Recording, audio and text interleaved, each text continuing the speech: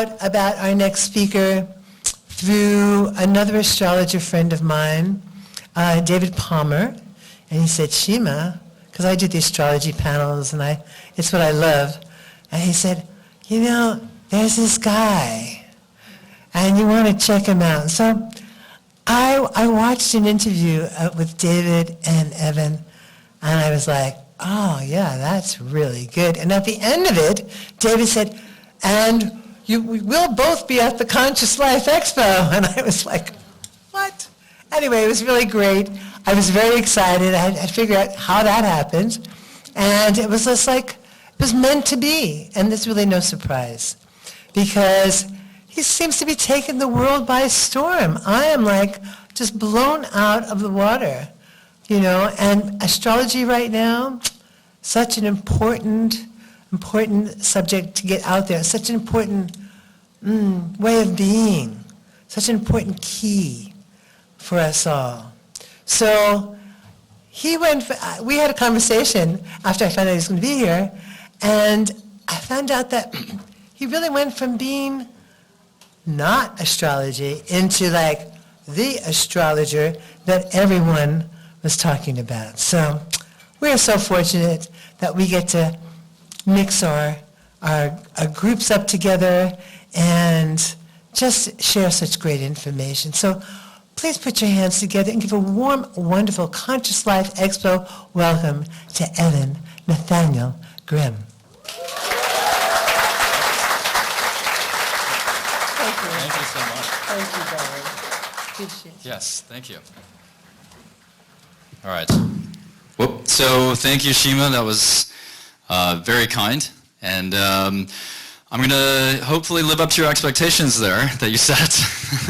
I will be the astrologer for the next hour and a half. So I'm Evan Nathaniel Grimm, professional astrologer. And today I have a very sort of outside-the-box topic that is very, very vital for, I think, all of us to really sort of grow and evolve, not just through our own journeys, but by understanding our ancestors and our parents' journeys, because that's really underneath everything in our consciousness. So it's really we have the tree and we have the roots of the tree. So today I'm really going to venture into some of the emerging research that I've come up with and again, really kind of push astrology into the next level. And for anyone in the room who does astrology and wants to deepen, you know, the experience that your clients have, I think this research will really go a long way. And there's 5 sections today. I have no Virgo placements in my chart, but I made a whole damn PowerPoint, you know, it's all organized, and, you know, maybe it's my Capricorn Saturn, I'm not sure.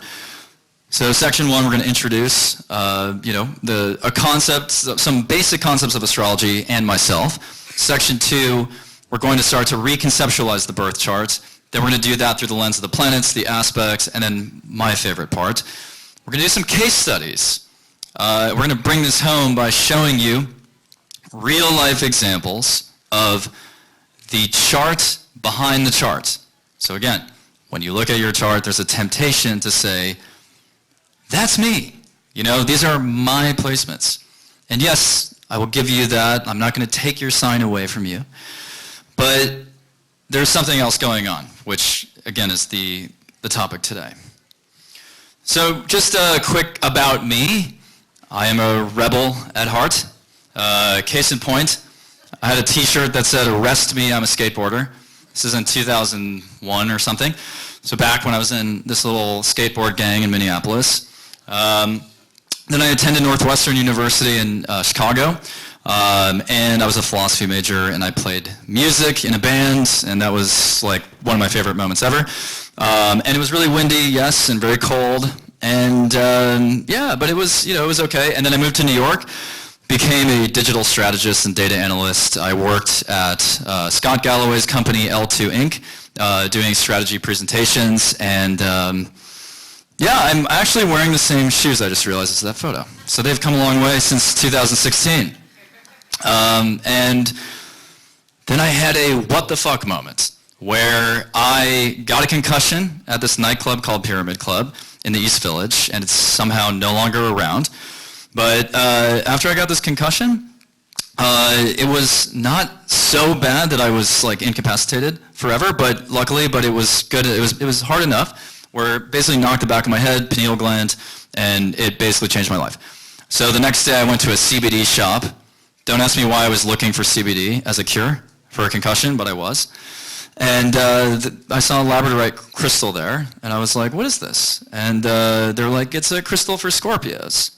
And I was like, well, I am a Scorpio, so that's interesting.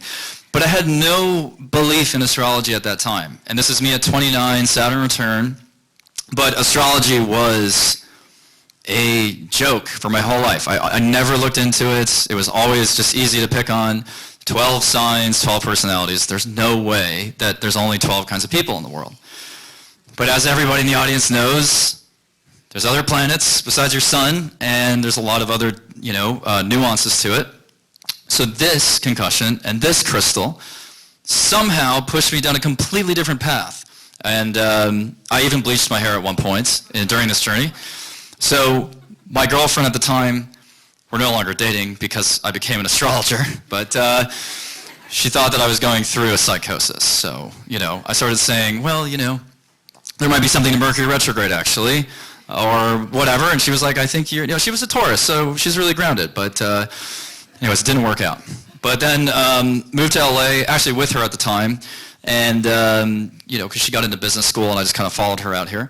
And, I was kind of, again, just starting to explore spirituality and astrology.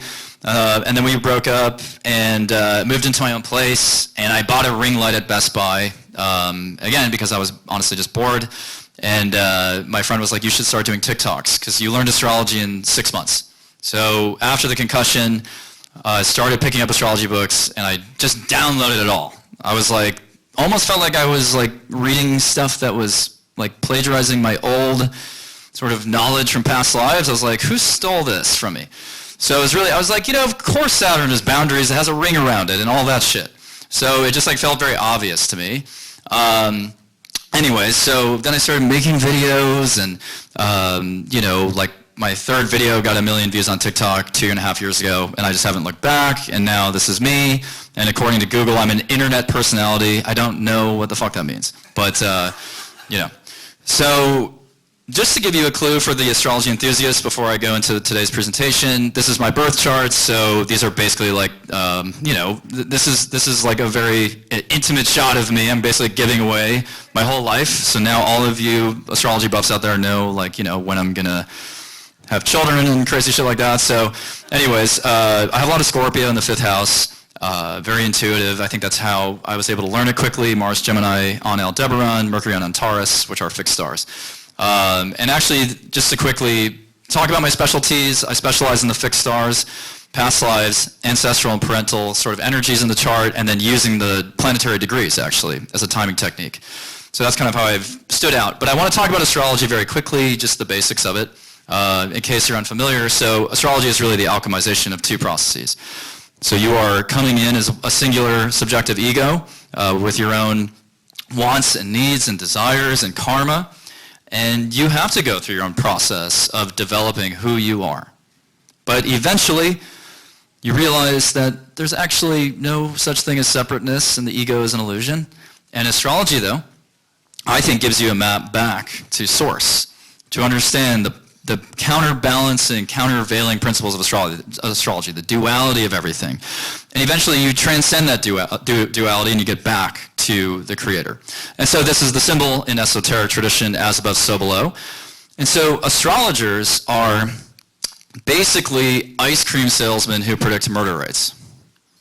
Okay? So what happens in astrology is, let's just go through that analogy. So ice cream sales correlate with higher murder rates. That's a fact. Does that mean that they cause murders? No. It's because the weather is warmer when you sell more ice cream. When the weather is warmer, there's more homicides. Similarly, in astrology, we notice that there are correlations between planetary positions and psychological states. So if Jupiter and Mercury are conjunct, that might be a good day to give a presentation because you're going to feel like you have a good perspective on everything you're saying. Does Jupiter call Mercury and say, hey, let's be optimistic today. That's not how it works. But there is some causal link behind the scenes that astrologers, some would argue that it's because of a fractal universe, which is my opinion, but regardless, we find patterns between the microcosm down below and the macrocosm above. So it's a very powerful, consistent process. And myself and the Leo King and other astrologers, like every time we do a reading, we use this methodology and it works reliably. So actually some of my friends from New York would ask me, like, sort of on the side, Evan, do you actually believe in this stuff? Like, that would be their question, even when I was having success and even when I was growing. And what I told them was, like, I would not, like, set aside my entire life and lose, like, half my friends and change my career for something that was a coin toss, right? So, like, astrologers have found that there's actually some type of cosmic through line that plays out every time. And so this esoteric symbol of as above, so below, you can look at it through the lens of astrology. You can look at it through the lens of the golden ratio, the spiral. But astrology, in this sense, again, is mapping back those two sort of patterns. Now, students often think astrology is like the New York subway, by the way, also. And they'll think, oh, it's really complicated, convoluted. And yes, the New York subway is decrepit. But it's actually more of like a cosmic dance. So as we're talking today about the concepts I'm going to share, I just need you to relax. Like, don't think about it as like, oh, I have to memorize this, this, this, and this. Astrology is something we already know. Because again, it's just showing us a language to articulate natural cycles of this sort of as above, so below theme. And it also gives us a way to understand why things happen out of nowhere. So like, why did I get divorced? Or why did I move, in my case, from New York to LA? A skeptic would just say, I don't know, because your girlfriend got into school, like a business school, and you moved across the country. And it's like, for me, I look at the chart, I'm like, no, I had a Uranus-Moon opposition. So again, it shows you not only what happened or when it's going to happen, but it can show you why you went through that experience. So again, astrology is a way to explain the shock points, the inflection points. And the Pareto principle would suggest, and you feel free to disagree, but I think this is probably true, 20% of your life moments affect the other 80% of your life. So most days, you go through the same thoughts. Most days, you're in a homeostasis. And then, again, there's a subset of time periods where everything changes. So again, astrology is very powerful to understand through the lens of your chart and the transits. Why did that happen, though? Why did I get divorced not once, not twice, but 3 times? So those are those inflection points that clients come to me with. And as we talk through the research today, again, I'm going to explain to you a framework for why that would happen. Because to the client, it's kind of like, well, I don't understand. Is it them? Is it me? And it's neither. So we're going to talk about that today. But anyways, astrology is also soul awareness. And soul awareness is freedom. Astrology is also not a reason to make excuses, because that's the other critique of astrology is that, like when I make a video on TikTok, people will say, oh, this guy is just justifying his mistakes because it's Mercury retrograde. But it's like, no, actually, it's, that skeptic, if I looked at their chart, it would be very obvious to me that they are a skeptic and that they only talk about sports. Anyway, so, but to be an astrology genius, be a tree. This is something I talk about with my students all the time. This is the General Sherman tree in the Sequoias, and it's 2,000 years old. And I thought about this. I was like, what if you were a tree what if you were this tree for 2,000 years? And you were watching the sun rise and set every day. You're watching the moon wax and wane. You're watching the constellations shift in the sky. That tree, even if it's not speaking English, has a way to articulate and be in touch with natural rhythms. And so I always tell my students before Astrology 101, when I teach the fundamentals, I say meditate as if you were a tree. Really just step out of space-time for a second, be on that sort of like, imagine you can live for 2,000 years, and experience this tree's life. And by the end of it, you'll realize we don't even need humans to have astrology, because there are still cyclical cosmic processes that affect Earth down below. And again, between you and me, it's because of the fractal universe. Now this meme is why I'm giving this presentation today. So now I'm going to shift into like the deep stuff. So I made a meme and I put it on Instagram about a year ago when I was still fucking around on Instagram. I really didn't know what I was doing. So I tried a meme thing and I was like, I don't know, I'll just do these little joke things. So in this it says, them being the client, I have a Venus-Pluto opposition. What does it mean? Me. Your parents were having affairs at the time you were born. The responses that I got from other astrologers was, let's just say they wanted to eviscerate me.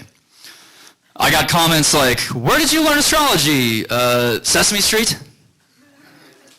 No, that's not in any textbook. So I think, you need to delete your account. They pulled a Hillary Clinton. So what they didn't realize is that meme, as dumb and generalized as it is the tip of the iceberg. So underneath that is over 1,000 birth chart readings that I've done in the last 2 years, in which I've tested these theories and had them corroborated by the clients. So with astrology, of course, it's archetypes, it's not absolutes, it's probability. But if you have Venus-Pluto conjunct in Scorpio, you might want to talk to your parents, or one of them separately. But what was going on in that marriage? Probably wasn't smooth. But also remember, astrology is still evolving. So this tweet from Dan Waits, I thought was just beautifully written. So he said, it's important to study astrological systems, learn the rules and how to apply them, but be careful of getting too caught up in dogma. Eventually you need to achieve escape velocity and develop your own approach to astrology. So that tweet really resonated with me. And I saw this tweet just as I was building this presentation. So I just thought, again, 80% of astrology is methodology. 80% of 80% of the content in astrology, like every astrologer who has any modicum of respect will agree on some baseline things. But when you're doing a reading, you should really only look at the chart for the first few minutes and then you just go up into the astral, right? You start to channel, you start to find patterns that are not in the textbooks. So today, again, I'm going to share what is sort of going on in the readings for me. So reconceptualizing the birth chart. Here we're going to go into that. The fundamental meaning of your chart. Your chart is a map of your soul's karmic mission in this lifetime. We undergo many incarnations, right? We want to achieve nirvana eventually and get out of the cycle. And the hard aspects, which I'll show in the chart, are showing you the lessons you're internalizing and learning. The soft aspects are, I think, really gifts and tools you have in the toolbox. But now we're going to bring in the family, okay? Because we have to talk about that, The family is really the environment we're brought up in until we're conscious, before we're conscious. But we do choose our family, I think. I think our souls choose this particular incarnation to encounter these themes and lessons vis-a-vis the family. And so reframing the chart, yes, it is you, it is your soul's karmic mission. And when you look at your charts, you can have an egocentric perspective. I do too. The way that I got into astrology was realizing, oh my God, I'm not just a Scorpio sun, I'm a Scorpio moon, and a Scorpio Venus, and a Scorpio Pluto. How fucked up is that? And I look at all the decisions I've made in my life, especially my relationships, I was like, that makes sense. That makes sense why I was a complete basket case. And so it's easy to navel gaze, it's easy to look at ourselves. And I think that a lot of people who follow astrology, especially on like social media platforms, sometimes they get into this game of like, oh, he said my sign, or she said my sign, and it gets a little toxic, right? So it's not just you. It's an event chart of your parents having a child. That's the seed. This is just, some stems on the branches. And so it's basically a palimpsest, which I'd have to be a douche for a second and pull out this word from college. But I remember in an English class, we talked about palimpsests. And I did have to kind of look up the official definition again. But it's a manuscript or a piece of writing material in which the original writing has been effaced to make room for the writing, for later writing, but which traces remain. So basically, your chart is showing me this map, but underneath that, there are other energies, other, decisions that were made by people in your family who, yeah, you chose your family, but you didn't necessarily choose that, your mother would have an anxiety attack the week before you were born. You don't necessarily choose that, but it happens and it affects us. So let's complete the story. So all this stuff I said earlier, and then the chart is interchangeably that snapshot of your parents having a child, and it's really showing you what they're doing, what they're thinking, what they're feeling, and we'll obviously pull back further. Yes, it does show the grandparents and the ancestors as well. And your parents are a karmic mirror. So they're showing you the energy you've inherited, not just the DNA. So again, everything your parents were doing at the time, the day, the month, the year, plus or minus a week, and the energy of that time period, you're working with that. And yeah, you're transmuting it, and you're taking control of your life, and you're evolving out of it. But like, again, just to use an example, if your parents were having affairs at the time you were born, I think that will show up in the chart, but then you might also see the maturity of that relationship in the long run. So you could see, oh yeah, like the dad had a wandering eye, but eventually they settled into a good relationship. So that kind of stuff will basically indicate that you, the native, the owner of your own birth chart, will also experience similar themes in relationships. And so, again, the logic here is that if you believe in astrology, you believe in synchronicities. And I think this does warrant an investigation of the synchronicities between you and your family. And going even deeper, this is something that I sort of just have been theorizing. And I think we even attune ourselves to our mother's vibration, like when we're in the womb. And we can see how she was feeling through the moon in our chart. So again, if you have a Chiron moon conjunction, that birth was probably painful for the mother. And I think that does affect you. If you have a Venus moon conjunction, actually maybe the sort of environment, the emotional environment around that time for her was a little bit more balanced. So anyways, really the goal here is to get out of this cycle of suffering, which is samsara. So let's go through a little bit more just to reinforce this, what's going on. So again, we choose specific incarnations to internalize lessons, but we are ignorant of our pre-conscious states. Do you remember what happened when you were 6 months old? No. But your parents do. And that environment was highly influential. We also inherit trauma that is not consciously accessible because, again, going back generations often. So we need to become aware of our trauma and our predispositions and biases so that we can rebalance and grow through the perspective of astrology, which is about duality, yin and yang, balancing out. And so by growing from this baseline and actually purging our trauma, we can elevate the collective because then we get out of that cycle. So why do clients actually consult astrologers? Again, they're trying to understand their pre-conscious experiences, which are creating inherent assumptions, thoughts, and biases, which are trapping them in a cycle. And it is the hidden roots. So think about it as a tree. There are two layers beneath us. There's the roots of that pre-conscious state up until 2 or 3 years old. The roots also representing the collective ecstasies and traumas of our ancestors. And so any cycle, positive or negative, that we go through is being activated by this. So an example. Again, clients do not know why they're coming to me. They don't actually know. So the conscious mind, the client would say, I'm here to understand whether or not I can salvage my marriage. The unconscious mind says, I know my parents set a bad example in their relationship, and I'm mirroring their beliefs, their attitudes and behaviors. I'd like to understand what those are so I can transmute that, because they don't have access to that, and unless they talk everything through with their parents. So again, these processes, I would argue, even affect our DNA, these subconscious experiences, is epigenetics.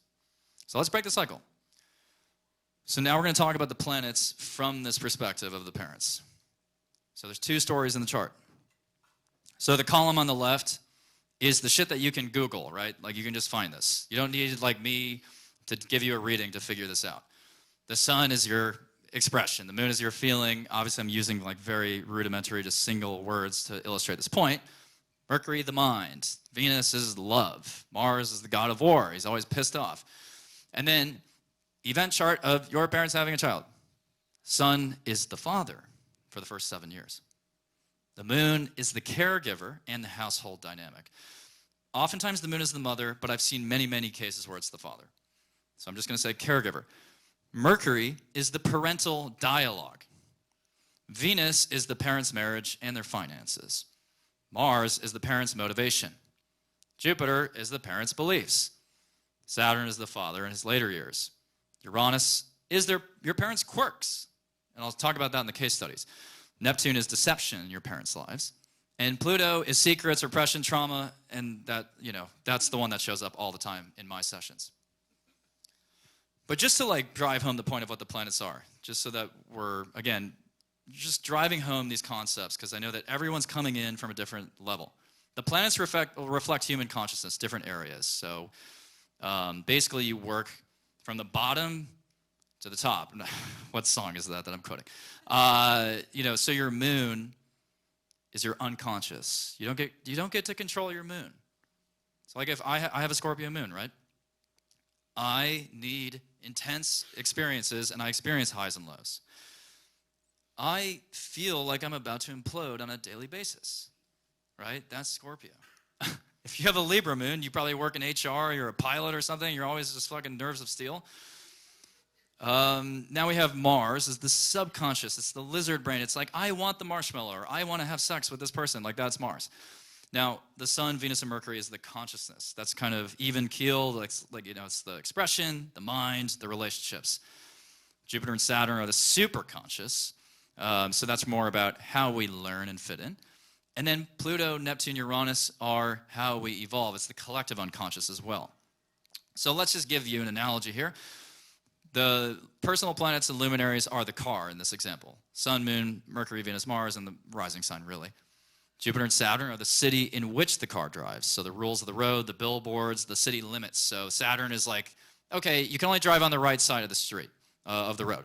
And you can't go outside of this boundary. And Jupiter is the advertising and the culture and, the beliefs in that city. Uranus, Neptune, and Pluto are a mysterious place outside of town that most people are too scared to go to because they don't know what the fuck is out there. But they hear that when people go into that desert for however many days and nights, they come back transformed.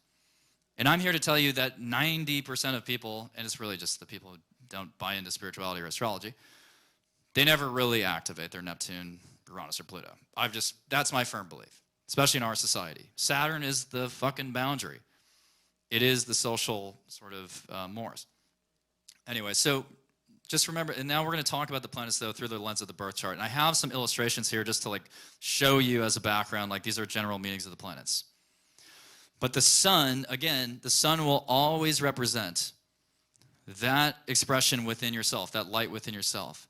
But as you look at your chart, and I would urge all of you to do this later, whenever, look at that sun, look at the sign it's in, look at the house it's in, look at all the characteristics of your sun, and think about, how am I seeing this in my own father? How am I seeing this in his expression? And if I think back to my childhood, does that make sense? So I have a Scorpio sun in the 5th house. My father was a rock musician. And Scorpio is the shadows, so he would be somewhere over here on the side of the stage playing bass, out the spotlight. So how literal can you get there? And yes, it's an anecdote, but I'm just saying. So the sun will really show you not only who you're becoming, but the traits and the fundamental expression of your father at that time. The moon being that feminine, nurturing energy, waxing and waning. The emotions. This is literally, to me, the mother's feelings at the time you're born. It can be the experience of the birth itself, but the ascendant is also you coming into the world. So a lot of people believe the ascendant can also be the birth. So, for example, I've seen Saturn and Mars and Scorpio on the ascendant. And that mother almost died at birth, while giving birth. So, yes, the ascendant also matters. But the moon will really show you how you experience nurturing from your mother or the caregiver, not just your emotions and how you feel. Now, Mercury, Mercury Hermes, it's speeding around with the wing sandals. This is, again, your communication style, your mind, your thought process.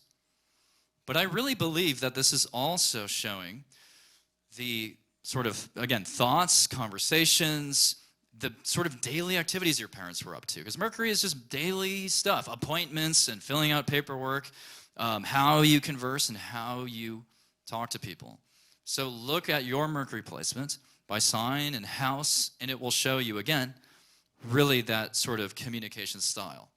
So like, for example, if you had like Mars and Mercury conjunct, that would make for a fairly quarrelsome person. But if you look back to your parents, there could be a very hot-headed parent, and I've actually seen with Mars-Mercury conjunctions, oftentimes there's a smoker in the family. That was an interesting one that I found out through many sessions. I just started tapping into that. I was like, was your dad a smoker? Every time, yes. Like, okay. So, Mercury is the hands. So it's kind of like, what are your parents doing? What are their skills? Mercury is skills. So it goes into, again, the planets all have a range of meanings there. Now, Venus, I think, is really important because it is the planet of love and harmony and relationships. So this will show you the characteristics of your parents' marriage at its core. So you have to look at where your Venus is, again, and what planets it's aspecting. And this is, again, the snapshot of your parents' marriage at the time, and it will absolutely influence the way you navigate relationships, and I'll show you some examples at the end. Now, Mars is desire, sex, drive, and motivation. So with Mars, you can see where your parents are putting and pushing their energy. Honestly, how they manage their desires. So, for example, Mars opposite Saturn. I had a client with Mars opposite Saturn, and Saturn says no. Saturn says, you're not going to fucking get the marshmallow today.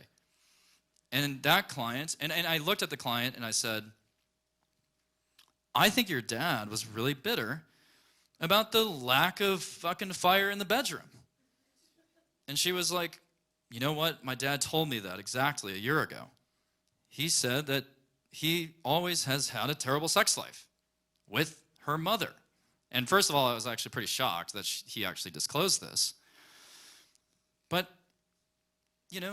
that's a theme in the chart. So that kind of matters, right? So that would influence in her own life the denial of desire. That's the assumption in the chart when you have Mars opposite Saturn. It's the denial of desire. Yes, it can be discipline as well. And actually, a lot of military people have Mars-Saturn aspects. But anyways, Jupiter. Jupiter is the planet of abundance, optimism, and growth, and excess, too. So don't think that Jupiter is just always cheerful and it's just going to bless you and you're going to be, swimming in money. Because sometimes that happens on astrology. TikTok and Instagram, they say, well, Jupiter, is in this sign. So all these people are going to have wealth. I mean, it's not really how it works. But Jupiter will show in your parents' lives sort of how they relate to the outside world, because Jupiter is the gas giant. It's reaching out. It's trying to connect with society out there. So it will show you your parents' sort of general belief system, their perspective on higher education, their aspirations. And I have a good example of that later. Next, we have Saturn.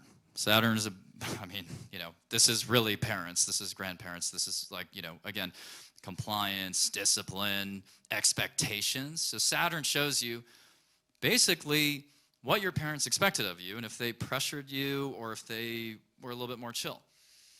And I think Saturn is really a hard planet for people to master in their chart. Because a lot of people experience Saturn as, again, a gate that's just shut. It's like, I want to be a screenwriter, but my father said that I have to be a cardiologist because he was a cardiologist.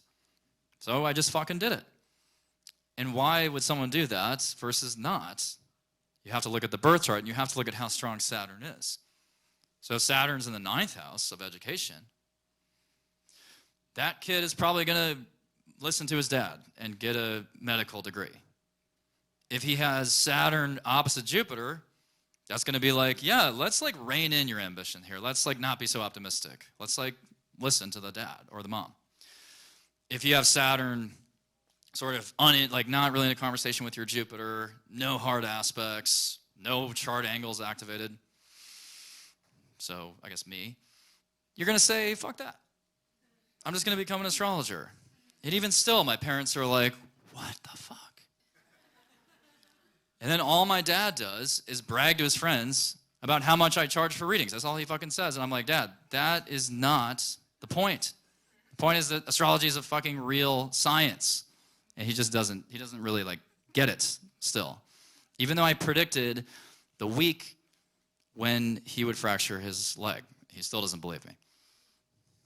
So anyways, Uranus, next is the planet of shock, disruption, reform. And Uranus is, it's a transpersonal planet, so it doesn't always, to be honest, show up as a parental thing, but it does if it's like really, really closely connected to your other planets. So let's say you have, Uranus conjunct your sun. Maybe that father is really scientific or interested in like space or, I don't know, anime or something. But if your Uranus is just kind of hanging out somewhere in a random part of the chart, it may not actually, again, because a lot of people don't activate their Uranus placement, it might not matter as much. But now let's go to Neptune. This is a big deal. So Neptune can really swallow you up. It is quicksand. So, I don't know, I just watched one Netflix movie and then a second one, and then it's 4 a.m., and I slept past my alarm, and, then I lost my job. I don't know, maybe most bosses would be more merciful than that. But that's Neptune. Or, I was just going out 3 or 4 nights a week. It's not a big deal. I live in New York. And then it's like, well, how much were you drinking every night? I don't know, 5, 7 drinks, 4 times a week? That's what Neptune does. It's a quicksand trap. But Neptune in a parental context will show you addictions that your parents may have, and it will show you dishonesty between the parents. So if you have like Venus opposite Neptune, that marriage is not clear, like at all. Or if you have Neptune on the descendant, someone is just straight up lying to the other person or idealizing them, fantasizing about someone else, and so on. Now Pluto. Pluto is the planet of, the underworld, addictions, and so on. And Hades, right? Hades brings Persephone down into the underworld, and then she comes back in the spring, transformed, but in the underworld is very dark. And Pluto is that moment where, of extremes, where it's like, it can't grow any further. It can't go anywhere further in this direction, so it has to crash and be reassembled. But in the parents' context, Pluto is really going to show you obsessions a lot of times that the parents may have struggled with, or power games they were playing with each other, manipulative tactics, financial crimes, and general repression. So that one actually shows up a lot in my sessions. And then Chiron. Let's go to Chiron really quick. So that's the wounded healer. It's an asteroid. Chiron will show you the wounds, that you have. It's really your vulnerabilities and insecurities, but also your capacity to get past that and maybe even heal others as you heal yourself.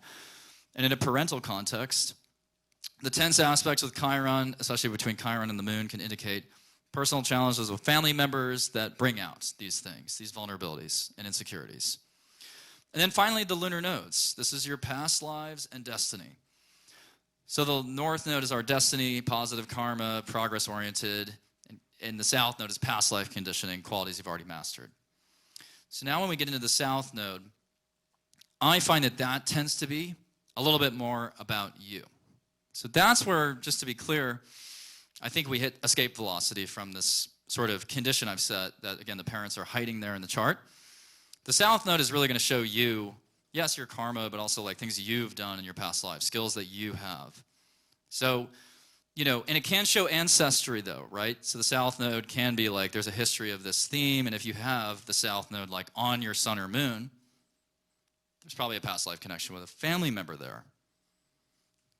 So, but I just wanted to make that clear. And then the rising sign, again, can be the birth itself, the physical body, which is very personal to you. But it's also your early life experience. So if you're a Scorpio rising, themes of secrecy play a role in your very early childhood. So now before we get to case studies in section 5, I want to just also talk about the aspects, because I know I've been mentioning them.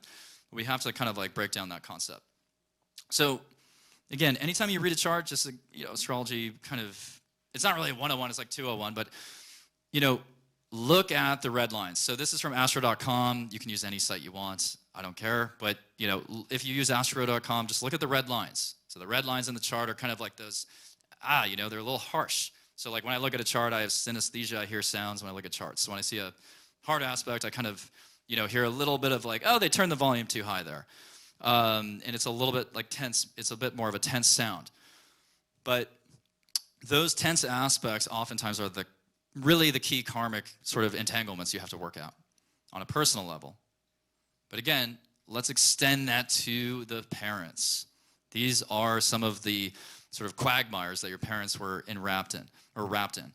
So I'll just like talk about my chart really quickly as an example, but Mars opposite Mercury, which by the way is like very rare, at least in a session. I never get Mars-Mercury opposition. So if there's a Mars-Mercury opposition in the audience, please talk to me after so we can commiserate. So Mars opposite Mercury is a couple things. It means prone to argumentation, talking in a very forceful way, getting into, like, again, arguments very frequently, driving too fast, and being kind of, like conflict prone, but also competitive, very competitive in its mindset.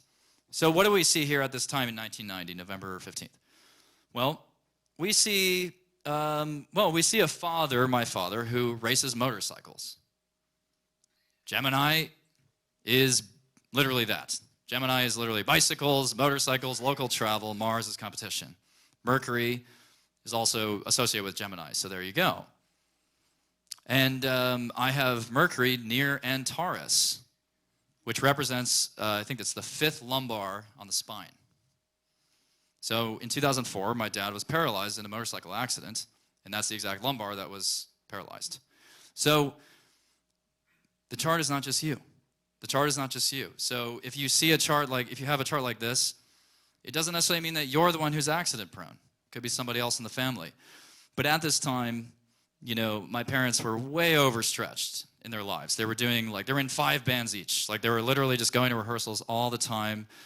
My dad was probably, drinking at the shows, Mars in the 12th. And again, the 5th house stellium, which are conjunctions, tense aspects, there's a lot of performance going on there. But my point is, because they were way too busy and doing too much, and they were like really hungry to become like big musicians, it's like, thanks, Mom and Dad, you gave me a Mars-Mercury opposition. So I have to work on that myself throughout my life, right? So like really knowing when to hold back, knowing when to not be so competitive, knowing when to close my mouth, basically, is Mars. So if you have a Mars Gemini, like that's really our mission in life. It's like knowing when to not speak. Like we really I think it's about what we don't say. But anyways, my father is definitely like someone who likes to just kind of share his opinion no matter what.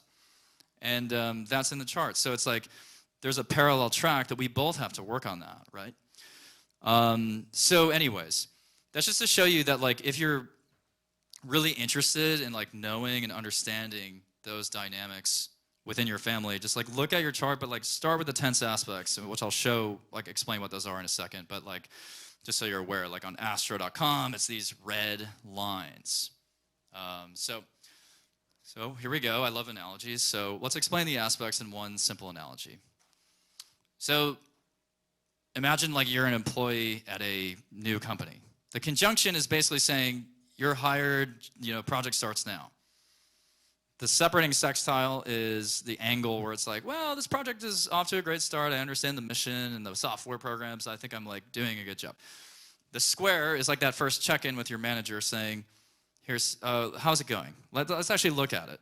Okay, this is good. This is promising. This is not so much. Here's some adjustments I would make.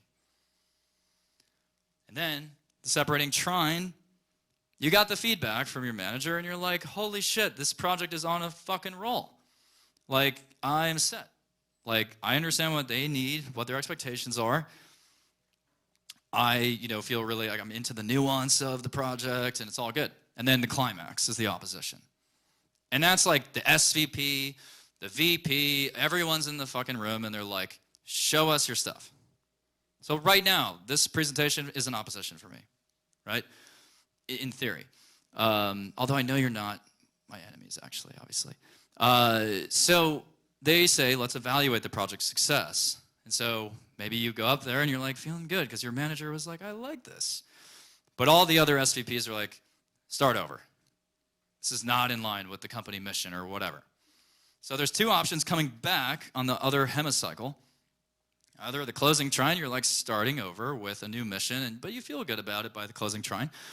Or you're high-fiving all your colleagues and you're like, let's keep going. Let's just like fucking bring this thing home.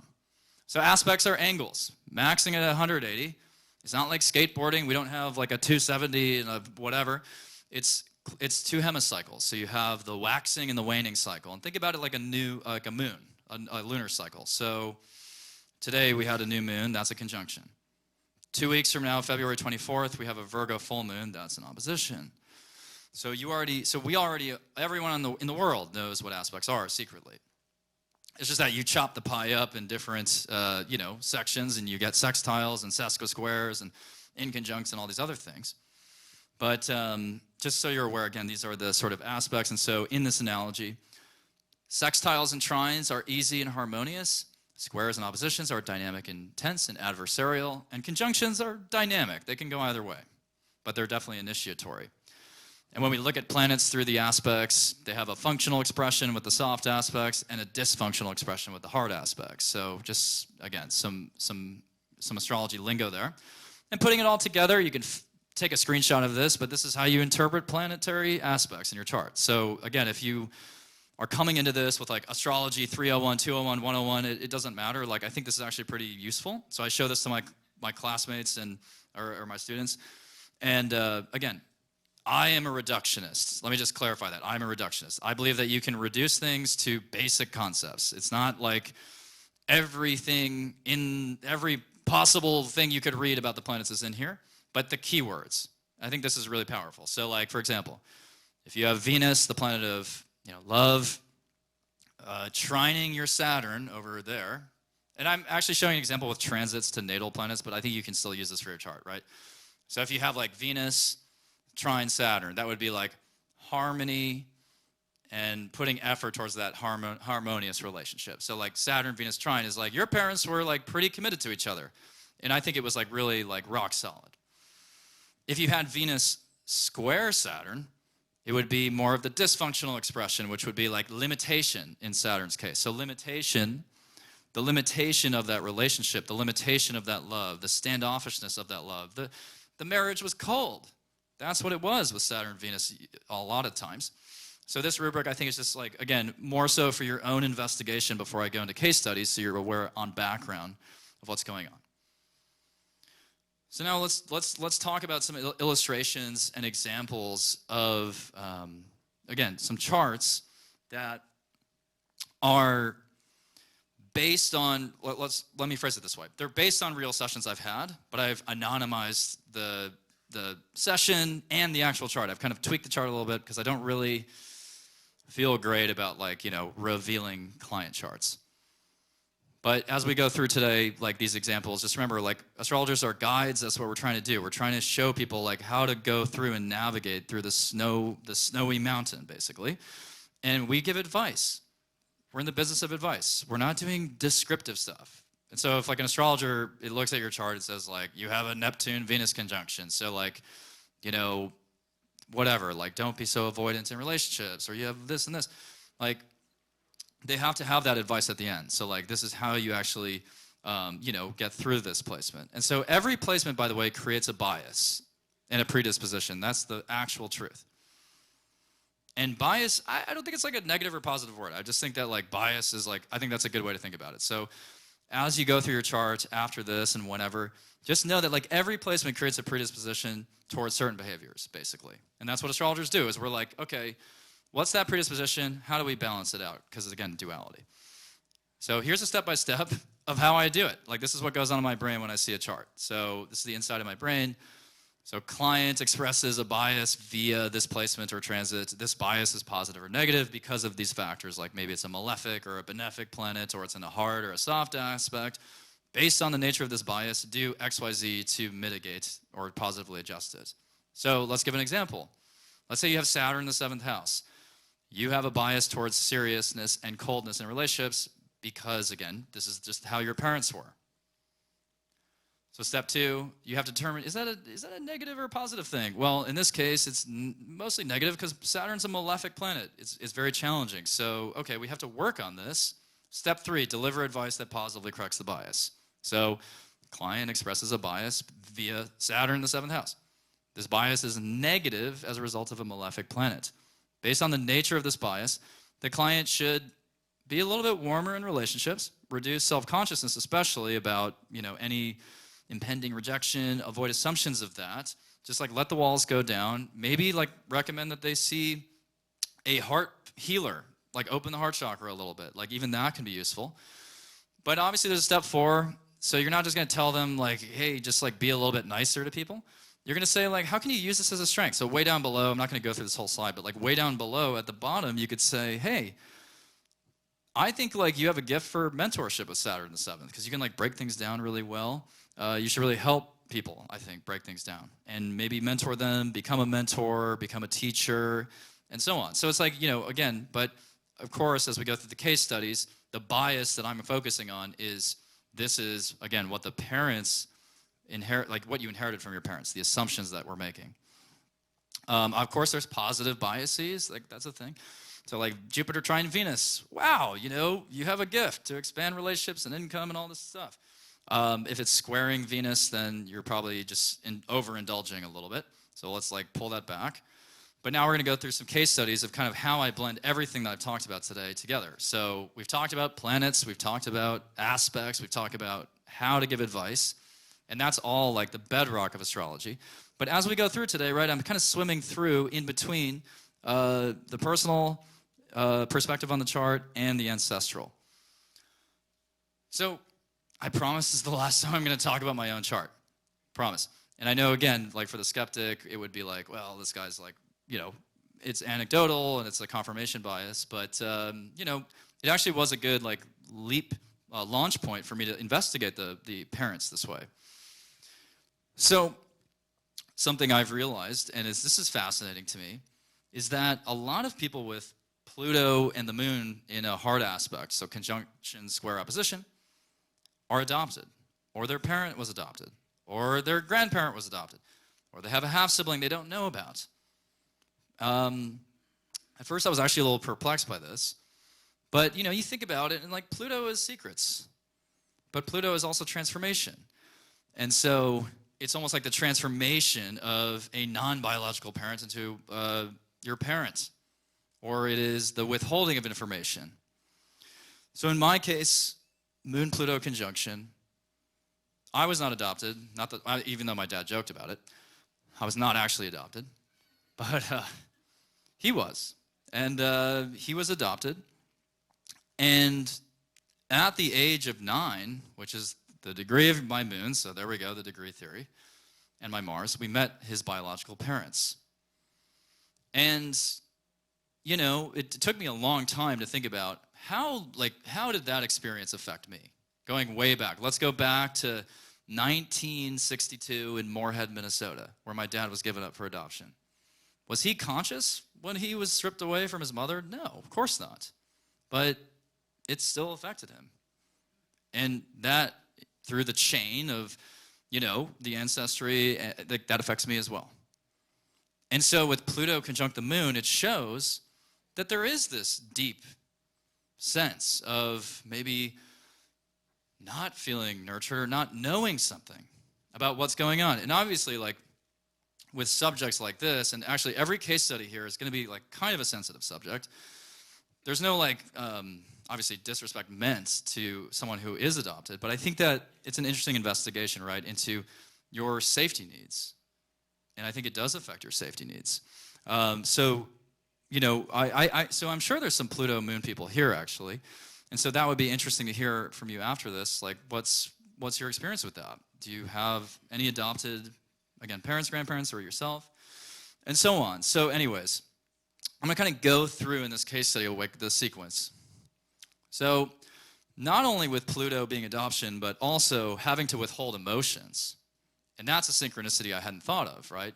So, okay, this person doesn't know who their mother is or the caregiver, But it's like, I've also noticed with Pluto, it's like we guard our emotions as well because we don't feel safe. So the inherited trauma here is having to withhold emotions, lack of nurturing and feeling abandoned, and hyperfixation and obsession, which is a different topic, but I just want to show that. So Pluto being addiction. So when I see Mars or the moon and Pluto, it's like, okay, at the time I was born, it's like, again, my parents were playing in bands. Like they were very, very, very fixated on, well, number one, trying to be a successful musician, but also being wrapped up in the whole lifestyle of that. Not to say that they were completely reckless. I don't mean to imply that, but I think there was a lot of, again, sort of desire and motivation to like be recognized as artists. And I think Pluto can be like kind of that monomaniacal obsession. But anyways, as I went through life, I started to feel, I always felt this way, like vulnerability was a weakness. That was always my inherited assumption through my parents because there were things that they didn't want to talk about, right? Or things that were focused on in their own heads. And like maybe they didn't always nurture me completely. But also with Pluto, it's extremes. So I have trouble, or I had trouble in my past, pursuing things in moderation. Just like my parents were like, we're going to be in 5 fucking bands at the same time, and we're just going to like keep pushing this until something happens, which can be really resilient, obviously, and that's great. That's why I'm doing this today, is because I definitely, I would say like I don't really quit, but it's also like you have to know as a Scorpio when to pull back. So we're seeing this sort of growth journey within my own life and my parents' lives. So how to rebalance, it's like, and this goes for every Scorpio, by the way. If you have a lot of Scorpio in your chart, like you have to release repressed emotions. So I always recommend for a Scorpio, like, again, through the inherited trauma of the parents, but also it's in you, you have to do things like breath work. Maybe even like a sauna, just to sweat it out. Because Scorpios hold things in, and they don't even know it. And it's like, again, what are you holding in? Not all of it's your own stuff. So again, like really investigate that chart. If you have Scorpio placements, think about, did my parent, have a substance issue, or were they a narcissist? Actually, that's very common with Pluto Moon. Sometimes you experience a parent who's so fixated on their own life that they don't take care of you actually that well. And that's traumatic, because then again, the safety is not there. So the result for a Scorpio in this case is to transmute the extremes of this experience and turn it into a powerful gift of healing for others. So Scorpios, they can really recognize when someone's in pain, right? They can really recognize when someone needs help because they have the instincts to do that. So it's about releasing that sort of that internal obsession with your own trauma, right? Because as a Scorpio, it's very easy to go into your own world and say, this is dark in here, and obsess over the dark, and it just is like a spiral. So just like release it and then go out there. So I think that's the powerful transition. Now another thing as part of my chart, by the way, is the 12th house. We got to talk about the 12th house. It's actually the womb. So the 12th house is your mother's experience like when you're in the womb. And in my case, it's Mars Gemini in my 12th. And is there music playing? Okay. Nice background music, I guess. Actually, that's really synchronistic. Because what I was about to say is that Mars Gemini in the 12th means that there was like a fucking racket going on when I was in the womb. There was a lot of noise outside. Because what were my parents doing? I told you they're in 5 bands each. They're having band practices at our house. I was on stage when my mom was playing bass at First Avenue where Prince used to fucking play. So, that's probably why my ears are so big. I was just listening to that bass. But, Mars Gemini will show you, like, there's a cacophony of sound there. And other people with Mars Gemini in the 12th would maybe not have musician parents, but they would have parents who fought a lot, or they had a lot of siblings around, or there's a commotion. And that affects this is interesting. That literally affects, in my case, the ability to channel, because Mars Gemini in the 12th is like you're hearing spirits from outside yourself. That's because I was hearing noise from the band practices. That's fucking crazy, right? Like, even a scientist might actually agree with me and be like, maybe that's why you think you're psychic. You heard a lot of shit, right? Outside the womb. There's something else on the other side of that, right? So, I think that's, again, some of the deep astrology. But just so you're aware, and again, you can screenshot this. I'm not gonna go through everything, because I know I've thrown a lot of concepts at you today. I'm like fully aware of that. But I think again, we're really gonna drive home these points in the case studies. But just track what planet was in your 12th house, and that will show you some of the feelings, even of the mother, while she's pregnant. So not the birth, but just like before it. So I've seen Saturn in the 12th. A lot of times the mother struggles with depression, for example, or loneliness. And then the 12th house is your dream life.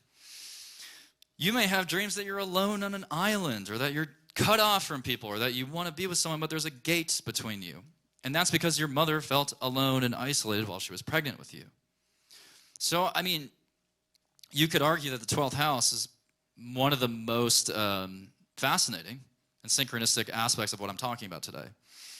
As Pluto can be like fears, so the mother may be feeling very anxious throughout the pregnancy, whether it's because she doesn't know if the husband or the dad is going to stick around, or she secretly loves someone else.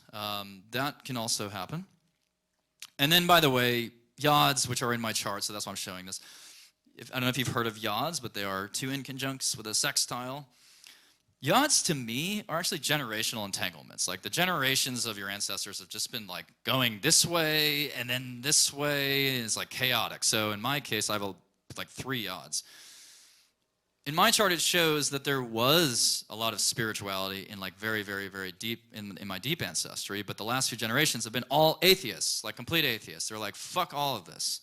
Like, literally, my parents, my aunt and uncle, my grandparents, all atheists to the core.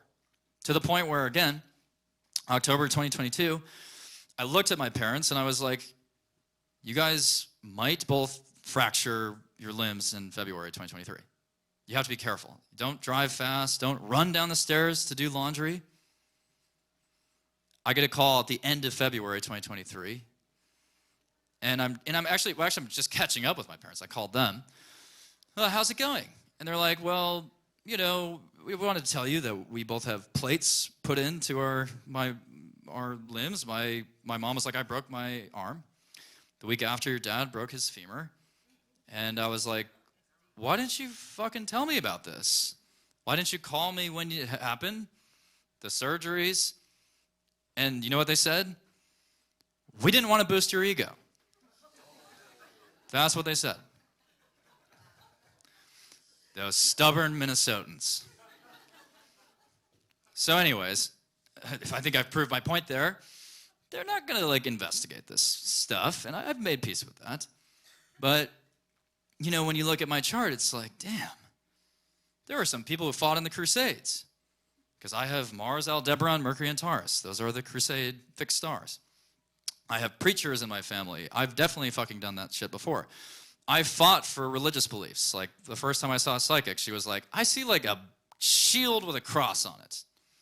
And I was like, damn, that's why I always wear Henleys. I'm just like fucking dressed for battle all the time in my subconscious. But I never, ever, ever, ever was exposed to like a positive side of spirituality. It was always presented to me as like, you can either like go to Catholic school and like see how fucked up that is, or you can just like go to science class and just fucking get a degree in that and then prove all the fucking quacks wrong. Like, that was the attitude I was raised in. And if you're from the Midwest, you know that in many pockets of the Midwest, it's either you're religious or you're not at all. There's no in-between with spirituality, oftentimes. But anyway, so my yods are showing me, yeah, like I was a data analyst. I had to explore the analytical. I had to explore the rational. But what am I doing now, right? Like, I'm blending the two things. The yods are basically saying like, hey, like, let's figure this out. It's like a sailor's knot. Like, generations have gotten so confused, or it's like when you put your headphones in your pocket, or like my lavalier mic right now. It's like these cables get all tangled up. So you have to untangle them through the yod. And I'm not going to even get into this degree theory, sorry. basically the degrees convert to age, but that's a whole different class. Yeah, this one, I had to adjust the chart. This is kind of like, again, inspired by, I'll say, like a reading I had to do once, and it's like, if you look at this chart, it's like Saturn and the moon and the sun and Saturn opposite Chiron. So I think this is from like 1987. There's a lot of heavy stuff there, right? So what did we talk about in the lecture today? Sun is the father, early life. Moon is the mother. Uranus doesn't know what the fuck's going on. It's random. And then Saturn is like really like that sort of austerity, industriousness, but also coldness. And then Chiron is our wounds, and it's exactly opposite the moon. So what happens in this case? With Saturn-Moon aspects, a lot of times what I find is the mother was very hesitant to have a child. She really resisted, actually, the idea. And that's why she may have been, and I'm not saying this is actually interesting, by the way, because I think this is changing, because I know a lot of people wait to have children, sometimes 40, 45, but a lot of times when we look at charts back in the 20th century, a Saturn-Moon conjunction really does often mean that the mother was like relatively older when she had a child, and it's because Saturn is showing a hesitation. Or it's just like a little bit of like mixed feelings about having a child. With the moon opposite Chiron, very oftentimes what that would show is a very painful birth. A C-section. When I see a Chiron moon opposition, I'm like, was there like some kind of, procedure that was done? And about 80% of the time, the answer is yes. But also, as the child goes through life, for whatever reason, the Chiron moon opposition shows, and Saturn as well, shows that those nurturing needs and safety needs are oftentimes unmet.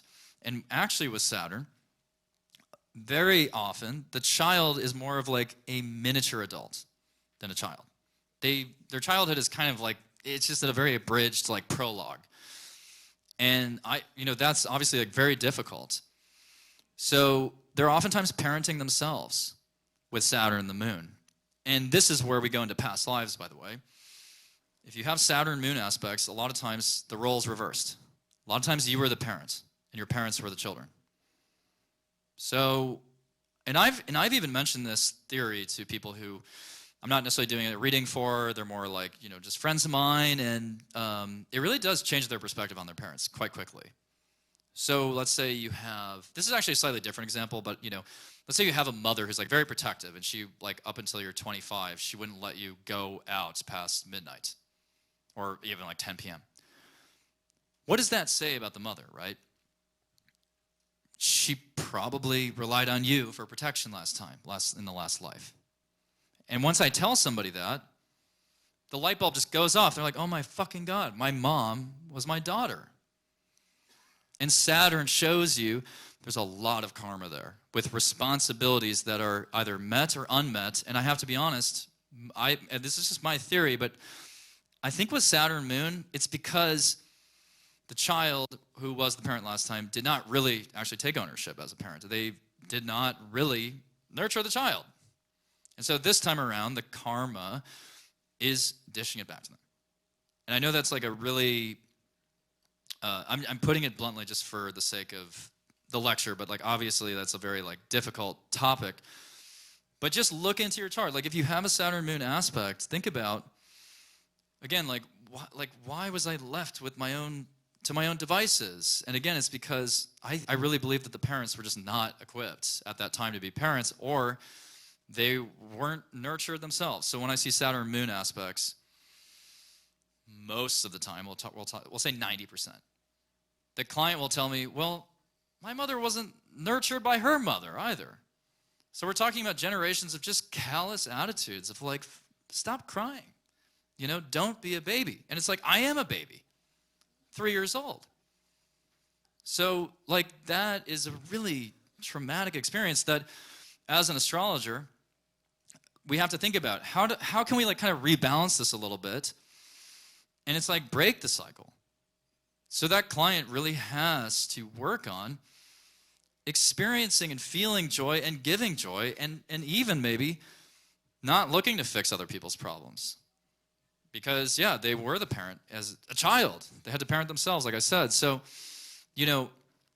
I think it's really with Saturn, too, aging in reverse. Saturn is like the Benjamin Button effect. So when you have a Saturn-Moon conjunction, I always tell clients, your childhood was the worst phase of your life.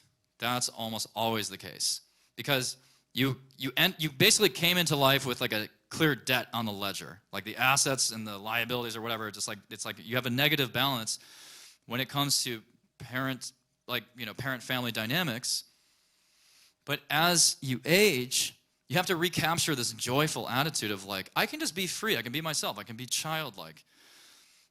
Because I think the real tragedy of this chart is that this is a client who doesn't want to be a mother.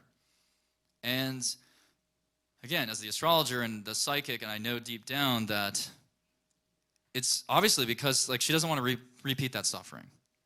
And I understand that, obviously, like there's plenty of reasons for people to feel that way. But I do believe that sometimes people are, again, like letting that hold them back from potentially experiencing that motherhood. And I believe, obviously, everyone has free will. You don't have to be a mother, you don't have to be a father. But there is like a fear with Saturn in the moon of like taking care of somebody. It's like, I don't think I want to do that again. Because maybe I had to take care of my grandmother when she was sick. Saturn is also grandparents. So another situation with this type of client would be, my parents weren't even around. And I was raised by my grandparents, or my parents didn't want to take care of their parents, so I had to do that. So there's a lot of toughness there. And it's like, that's a gift to be able to parent yourself. You're like going to hold it together. You're not going to be immature. You're not going to be just cutting and running. I think you can really put a solid plan together and you can build your own family. But you have to break that bitterness towards your own parents and be like, you know what, like I'm going to show up as a really vulnerable, giving parent who's open and not standoffish and not expecting to suffer as a parent. Because Saturn expects, in a lot of ways, to suffer. So the result, again, for that client is just reclaiming that joy as you age and then seeing the possibility of having children of one's own and not hesitating. And again, astrology is probability, not absolutes, by the way. So I apply this hub and spoke model, again, in my brain. But if I see Saturn square the moon or conjunct the moon, this is the spoke of possibilities. It's not every client's going to say yes to all of these, but a lot of them will say yes to probably 3 or 4. So with Saturn and the moon, it could be like separation, disconnection, family member is old, death in the family, just needing to be alone a lot, feeling pessimistic, work-life imbalance with the parents at the time. Those are some Saturn moon things. But as you're doing readings, you have to just go through the wheel. Okay, is it this? Is it this? And again, a skeptic would say, well, you're just fishing at that point. But I don't think so, because this all fits very specific themes. All right, so this is the one, I really love this one. I'm not going to lie, this is a real person, I know.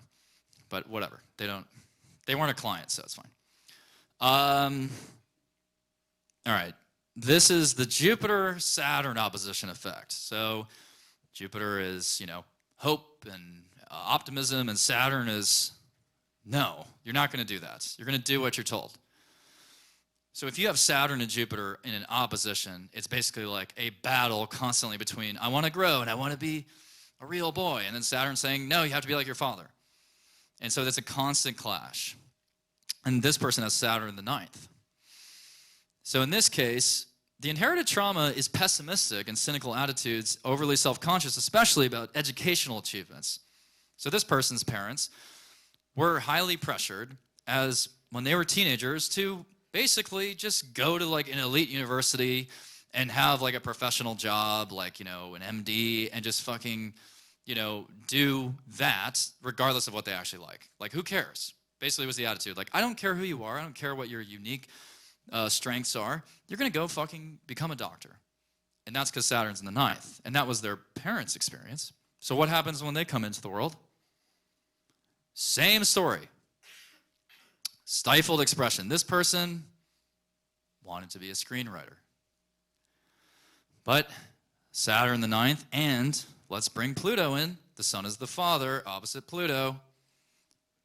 That father is pretty dogmatic. Pluto is like, my way or the highway. So when you add this up, it's like that person's kind of pushed into a corner where it's like, you have to get your MD. Like, you're going to go to this top 10 school, and you're going to spend Actually, like, you're going to take Chemistry 101 3 times and do the summer school just so that you can eke out an MD and be an average doctor instead of an incredible, prolific screenwriter.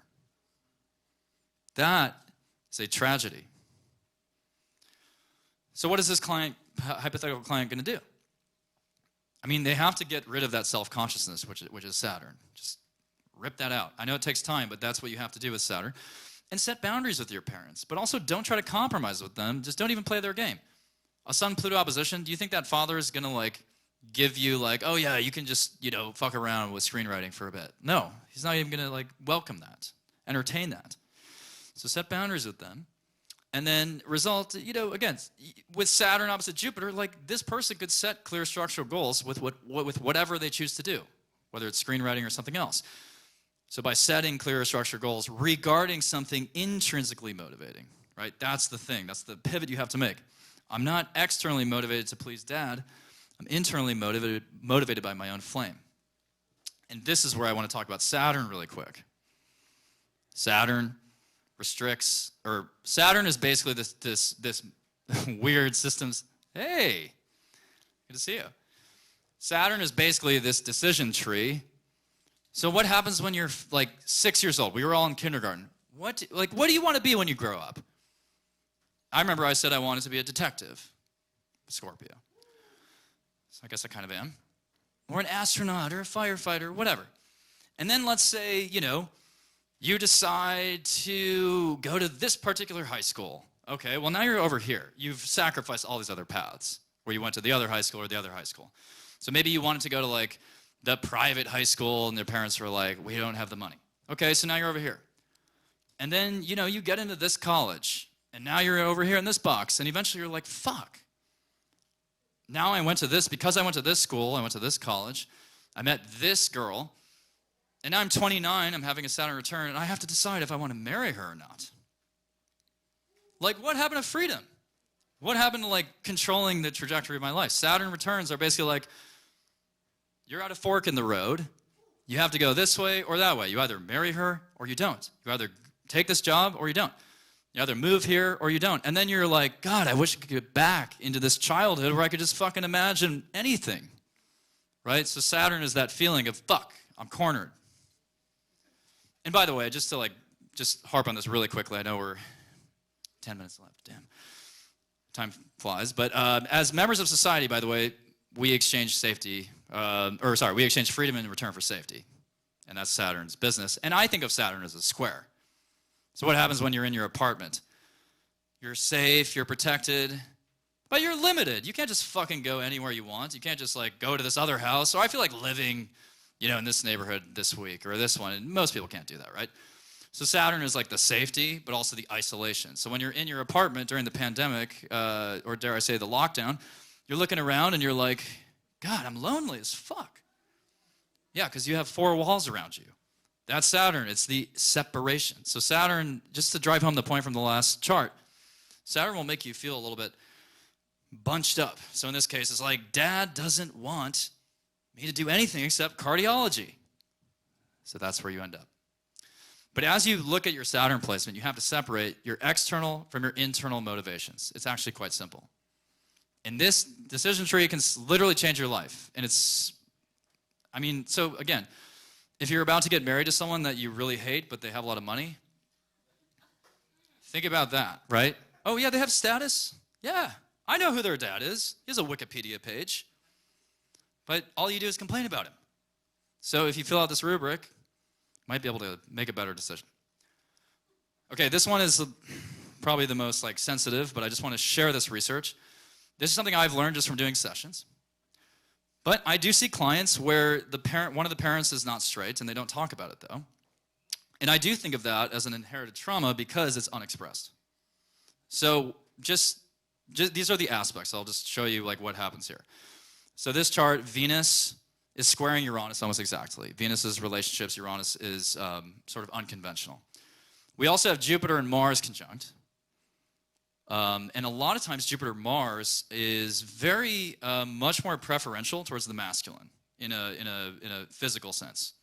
So when I combine these two, Venus, Uranus would just indicate one of the parents has more of a fluid sexuality, but Mars, Jupiter is kind of amplifying the masculine, the desire for masculine company, we'll say. And so, when I look at a chart like this, I tell the client, your dad's gay.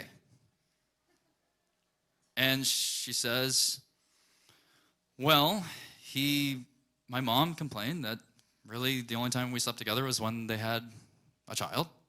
And he was just very friendly with a lot of men. And they say, thank you for validating that, because I always had a feeling.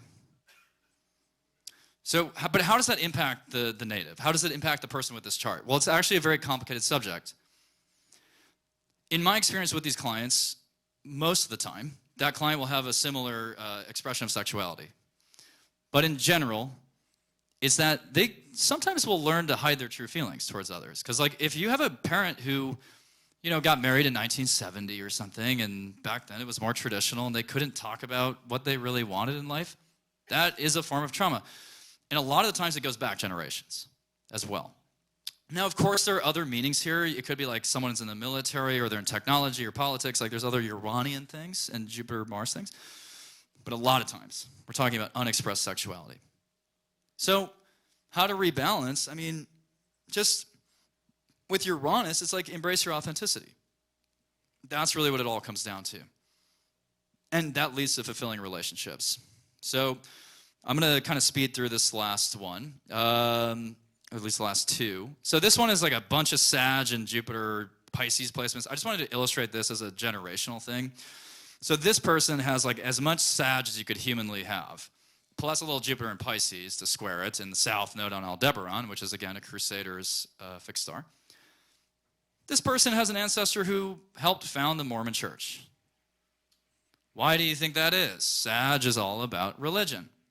So I just wanted to share that because as you go through your chart, if you have a lot of activity in one area, think about that. Like, how do I find that? Where do I see that theme in my ancestry? So again, in this case, they actually experienced dogmatic religious beliefs handed down from that. And they have pressure to adhere to that doctrine, but at the same time, there's so much spiritual energy there. They could become their own spiritual practitioner. They don't have to stay in the church, or they could if they wanted. Anyway, so that's that. And then finally, delayed relationships. Saturn square Venus often means that a parent, or one of the parents, if not both, felt very distant from each other during the marriage, or they were in business with each other, or they just married for status. So the example I gave earlier is basically a Saturn-Venus square. And what I find interesting is that the native does this too. This is actually the most, I think, bullseye. This is always a bullseye, every fucking time. I see a client with Saturn in the 7th house, or Saturn conjunct Venus, or opposite Venus. It's like, yes, expectations of impending rejection in relationships that can be loners, but also, they're obsessing with marrying into status. They say, I met the greatest guy. He's a Harvard MBA, and he has a yacht in Marina del Rey. And I'm like, do you love him? Like, it doesn't like come out of their mouths that way. And it's oftentimes because of a Saturn-Venus aspect. So how does that impact, again, the native? Again, they pass that down. They feel the same way. I have to be with the eminent scholar of this or whatever. So focus on intrinsic motivations in relationships and founded on mutual love and respect. Like it sounds so simple, but it's like a lot of people don't choose love. So the result is that, oh yeah, now I'm in a relationship that's fueled by love, but we're still going to fucking conquer the world together. Saturn wants to build shit. If I see a Saturn-Venus square, I'm like, you have to go into business with your partner. You have to have something. There has to be a point to your relationship. It can't just be about the feelings. But you're prioritizing the feelings. And oftentimes the parents were in business together too, by the way, with that.